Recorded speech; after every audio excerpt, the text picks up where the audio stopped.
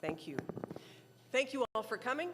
This is a working session, and I'm so pleased as Governor of Michigan to be able to welcome Dr. Ed Montgomery to Grand Rapids. This is a two-day visit that he is staying with us, both on starting here in Grand Rapids and then going to Warren and to to Flint tomorrow as well. We are thrilled he's here because it's a signal that the administration recognizes that communities like Michigan that have been deeply affected by the auto industry need to have additional help. And that's why he's here. So this is how this is going to go. We have him here for 2 hours. So it is now almost exactly 3 o'clock. The first hour will be, and I'm going to be the timekeeper, so I'm asking you all to really be conscious of this.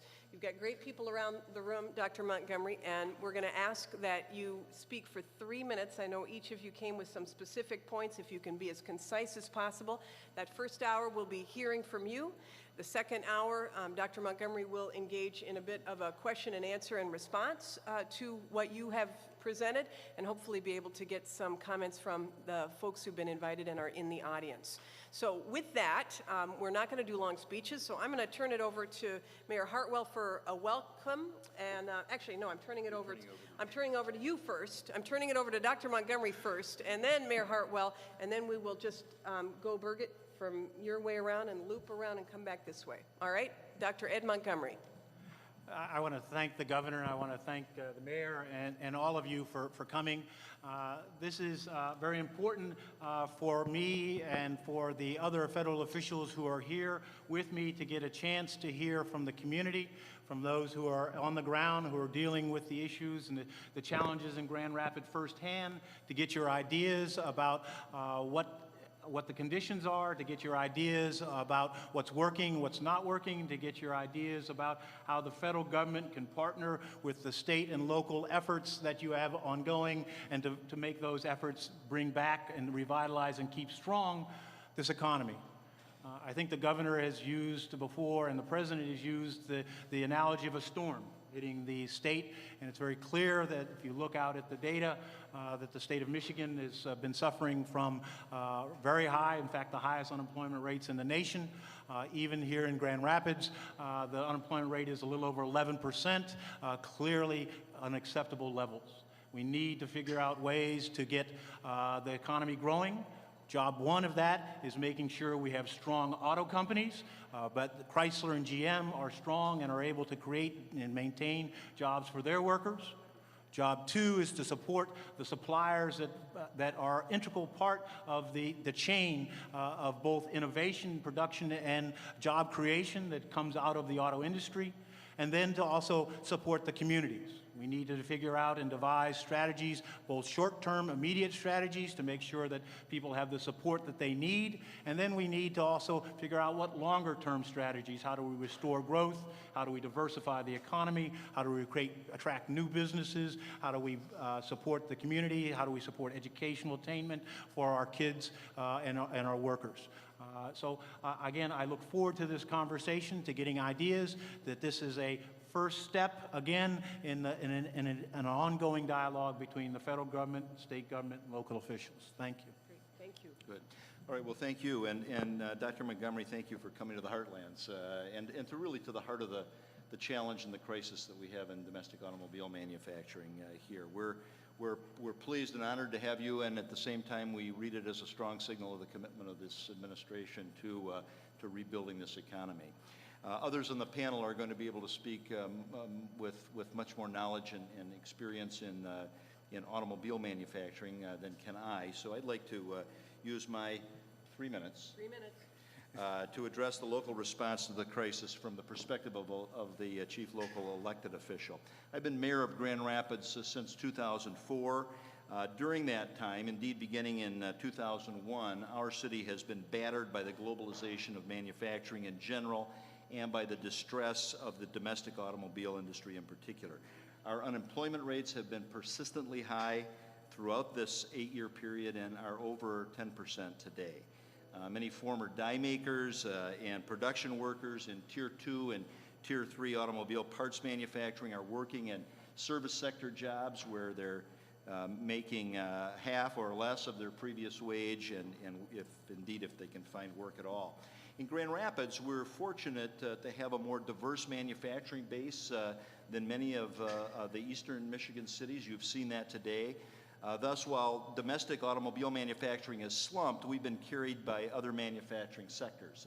That's not to say that industries like office furniture manufacturing, which is a major component in our economy, haven't suffered. They surely have.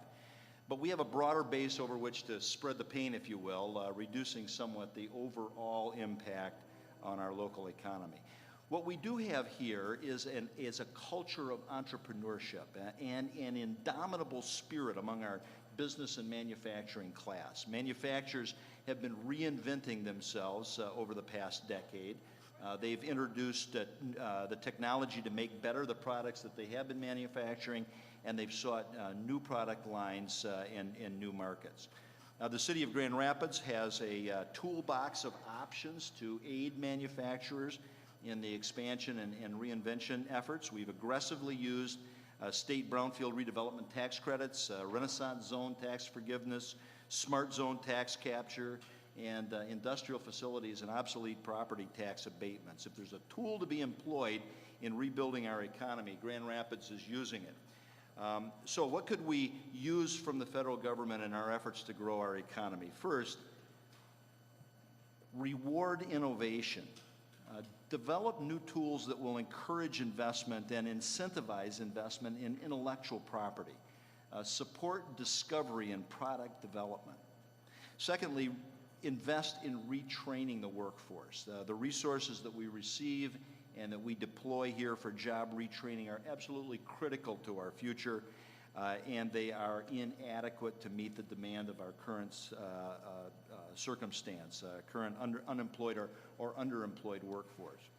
Third, create a level playing field for American manufacturing. Free trade agreements have pulled the rug out from underneath the American manufacturing base, forcing even small manufacturers offshore and leaving the American worker to fend for her or himself. Let's start talking about fair trade that leads to improved competition.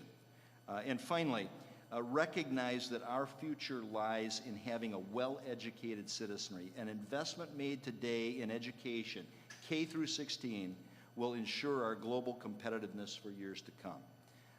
Dr. Montgomery, you've come to Grand Rapids to listen, and I can't tell you how much that means to us. You have here a willing and an able partner.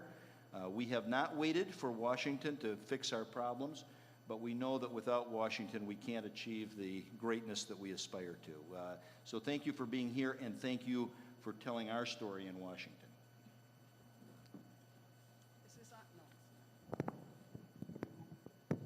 Thank you, Mayor.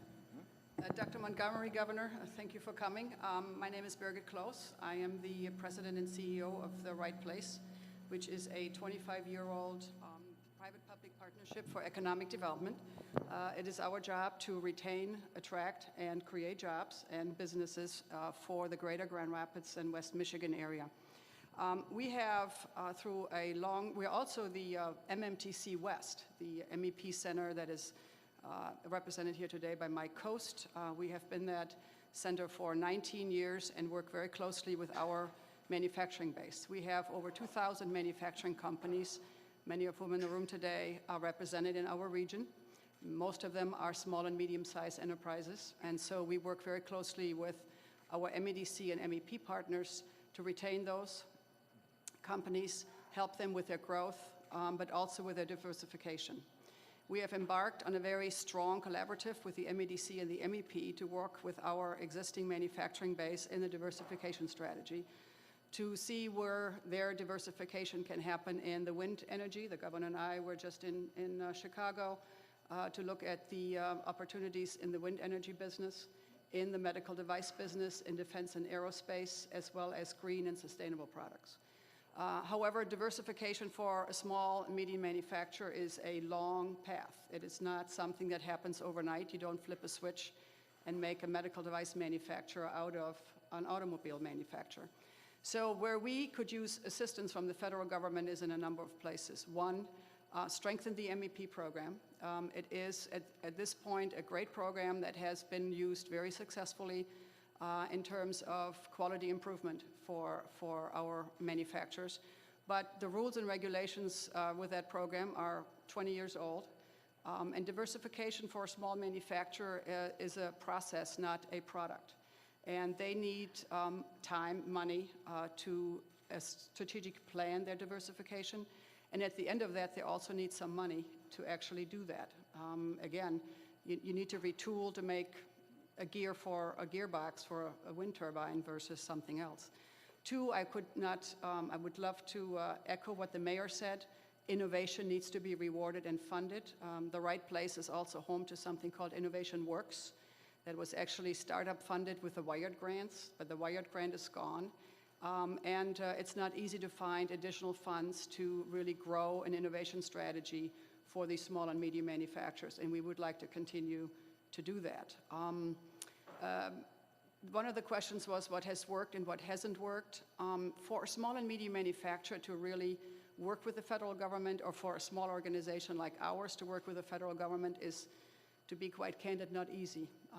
There is lack of transparency between the various agencies.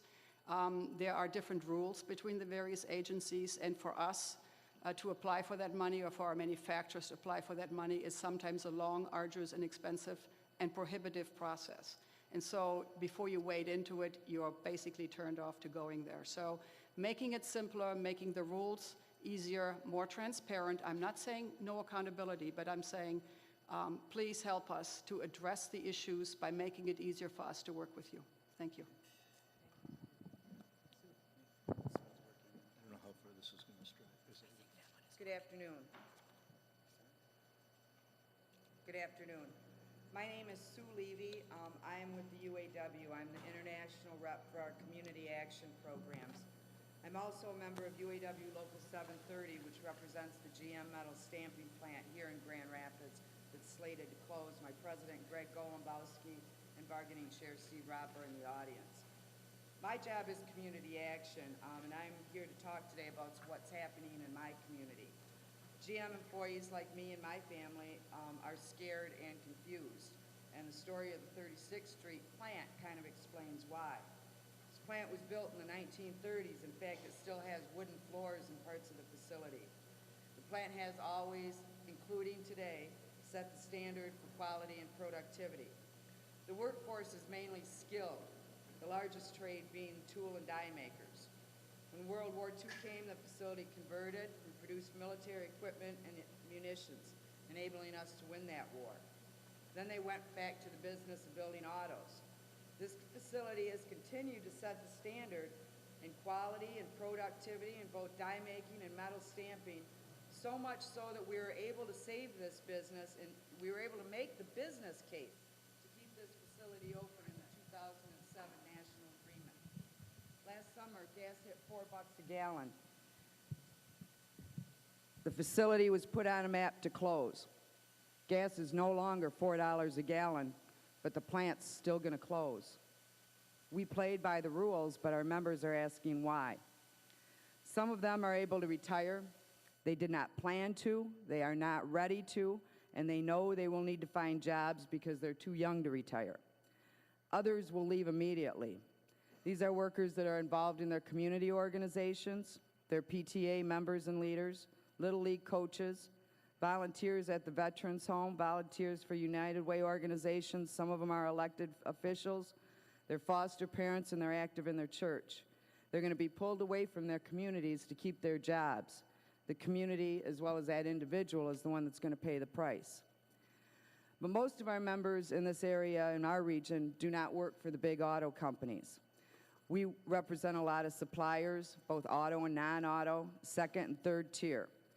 We represent the county and the state employees, nursing home caregivers, firefighters, police officers, aerospace manufacturers, patio furniture builders, and the list goes on, and every one of them is impacted by the loss of these manufacturing jobs. My friend here is one of these workers, and she worked at a Lear facility that closed last year. She made a modest wage. Average wage was $13 to $15 in that plant. decent health care package, 401k pension plan. They were making good profits at that facility, but the plant announced they were going to close and move those jobs to Mexico just after she bought her house in the city of Grand Rapids. She's highly skilled. She worked in quality control in the test lab. She thought she could find another job relatively easily. She's working again. The new job pays about half what she was making before. She drives a used car, like a lot of UAW members do. She doesn't have cable. She doesn't have computer or internet access. She's worried about losing her job again today because of the uncertainty of the auto industry, and she's also worried about losing her house. It's not a 3,000 square foot house on 2 acres. It's a very modest home in the city. She doesn't have a balloon mortgage, and she plays by the rules. Our members go to work every day that they have a job. Those that lost their jobs are going to school. They're trying to learn new skills or brush up on their old ones, writing new resumes. They're looking for jobs. A lot of them are starting their own business. And we are very fortunate because as a UAW, we have access to the resources that enable our members to be aware of all the benefits that are available for them for maintaining their health care, for accessing training, for doing job searches. And I commend the governor and the mayor on what they've done in this state to help some of these workers that have lost their job and been downsized. But too many of these folks receive these degrees only to find that the workforce has been flooded. The job openings are no longer there. We've had members who have participated in state programs and received training from non-accredited facilities so that the paper that the state paid for isn't even recognized by the state as certification. In both cases, these workers are no longer eligible for assistance because the model says that they should have a job, but they don't. Our members don't want or need a line of credit. We need jobs. These are national policies. We need national policies that stop companies from closing plants, moving production, and importing the products back here. The mayor talked about rewarding companies, offering support and investment, leveling the playing field. Bridget talked about strengthening our suppliers and helping us diversify our economy. None of that will work if nobody else has to follow these rules. Some of our workers are the most skilled, most productive, and most profitable. We cannot and will not compete on third world wages. So to have jobs that just go out and products come back in, those are national policies that have to be addressed. We need policies that recognize our industrial base is our national security. We need protection. We don't need support. We don't need investment. We don't need diversity. We need you as national leaders to protect our jobs and protect our communities. We need you to recognize that America will move on cars. And we need you to recognize that those cars need to be built here in America. And we need national policies developed to ensure that that happens. Thank you.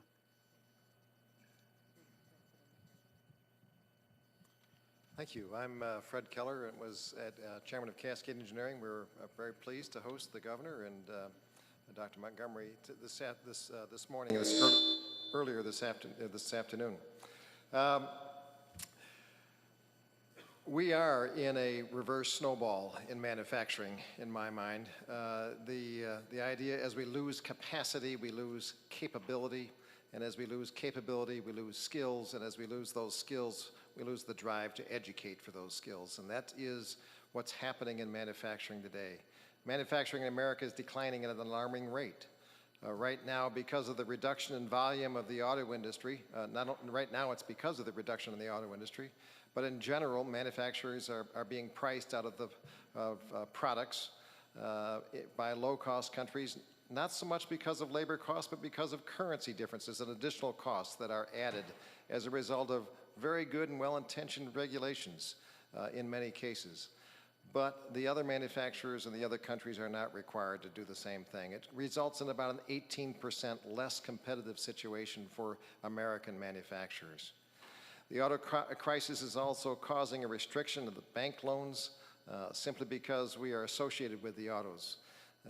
Banks are telling us that if we are associated with the auto industry, that we are less bankable. It's interesting kind of juxtaposition that we've got federal bank regulators telling the local banks and our national banks that we are not creditworthy if we're associated with the auto industry. It's a pretty serious issue for us. The idea that we have a lot of federal dollars being spent today, we hear a lot about the stimulus monies. The concern we have as small and medium-sized manufacturers is we don't know how to write grants. We're not professional grant writers. We may be lucky. We may be able to figure that out. It's a crash course. We're all trying it, but it's going to be an interesting one for us to try to access those. And if there's a way for that to be made easy, that would be wonderful. The idea of community work, we have in this community, as Birgit mentioned, been fortunate to receive a wired grant, Workforce Innovations and Regional Economic Development from the Department of Labor. We did that as that has just closed in this year, and we have been able to do many innovations, as Birgit mentioned, but we're also looking forward to doing a carry-on, a follow-on of that so that we continue to develop our talent. We're calling it Talent 2025. We need to be getting some jump start on that, so we look at the entire talent system from prenatal to ongoing education in the workforce and understand what the costs are, which ones are working best, which ones could be improved, where the leaks are in the system that are causing us, such as dropouts and undereducated or poorly educated, or incarcerations, and all those costs of an imperfect education system, so that we can address those issues as a local community.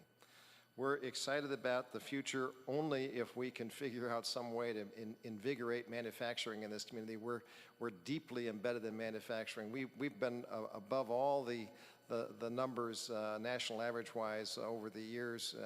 We started out in the wood industry. We've gone to the office furniture industry. We have retail. We have wonderful names in this community that have stayed in this community, have invested in this community, and we certainly intend to keep it that way. Thank you very much. My name is Walter Brame, and I'm privileged to serve as president of the Grand Rapids Urban League. Grand Rapids Urban League is a Michigan not-for-profit corporation, a member agency of United Way of Western Michigan, and an affiliate of the National Urban League. We appreciate this opportunity to be a part of this afternoon's discussions. One of the assets of our community, I think, is diversity. The leaders of our community, as have been expressed here, have endeavored to develop and expand a diverse economic base and take advantage of the diverse worker population that is here in Grand Rapids. The Grand Rapids Urban League seeks to develop programs and advocacy positions that serve and reflect the interest of African Americans. We believe that when everybody feels that they have a part in the system, the whole community benefits. Once the programs of the Urban League are in place, anyone, regardless of race, sex, or national origin, are eligible to participate. And our service population pretty much represents the population of Michigan. The Grand Rapids Urban League provide direct services through several federal programs. One is the largest program is the Child and Adult Food Care Program that provides services to more than 800 in-home daycare providers in 32 counties in Michigan, as far away as Genesee County and Wayne County. Some 600 providers participate on a monthly basis and providing nutritionally adequate meals to some 6,500 children. Part of the housing counseling program operated by the League is funded directly by the United States Department of Housing and Urban Development. Additionally, the League receives pass-through money dollars from the Emergency Food and Shelter Program. Historically, the League has provided employment assistance to include federally funded programs, and currently we do not have federal funds for employment programs. We believe that we are uniquely positioned to provide employment assistance to our constituency, who parenthetically carry a disproportionate share of the unemployment burden. As a rule of thumb, If you want to look at the unemployment rate in the black community, you multiply the unemployment rate for the community by 2. Accessing resources to provide these services have become bureaucratic and cumbersome. When federal guidelines required the participation of community-based organizations as part of the governance structure of the employment programs, we were funded. And when you are not at the table, you are easily forgotten. There has been a growing trend in the not-for-profit arena to pay only for direct services. Currently, community-based organizations are expected to provide quality services, but are not able to recover indirect cost and management and supervision to house these delivery mechanisms for these programs. Additionally, there is a need for increased help in meeting the housing crisis that currently exists in our community. Employment and training models must have placement components that are adequately funded with a level playing field for organizations, for small community-based organizations.